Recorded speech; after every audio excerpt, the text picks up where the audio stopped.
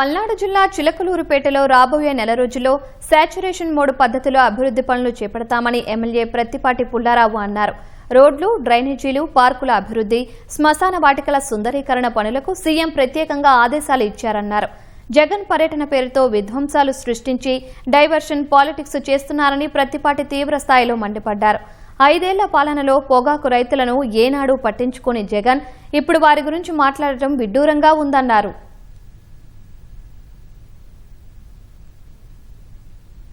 జగన్మోహన్ రెడ్డి పొగాకు అంశాన్ని పట్టుకుని తప్పుడు సమాచారం ఇస్తా ఉన్నారు. జగన్మోహన్ రెడ్డిని ఒకటే ప్రశ్నిస్తా ఉన్నాం. 20-23 మధ్య మీ ప్రభుత్వం ఏం చేసింది ఒకసారి నెమరు వేసుకోమంటున్నాం.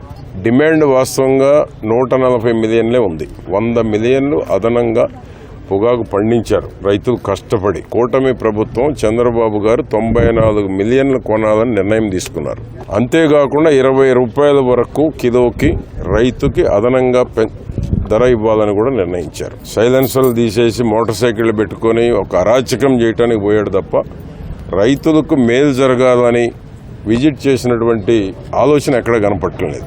ఇక్కడ రైతుల మీద గొడవ పెట్టుకుంటారు, అరాచకం సృష్టిస్తారు, మా మీద తప్పుడు కేసులు పెట్టారని మళ్ళా తిరిగి విష ప్రచారం చేయడానికి పోతున్నాడు తప్ప జగన్మోహన్ రెడ్డి మంచి ఉద్దేశంతో రైతులకు మంచి ధర రావాలని ఏనాడు జగన్మోహన్ రెడ్డికి లేదు.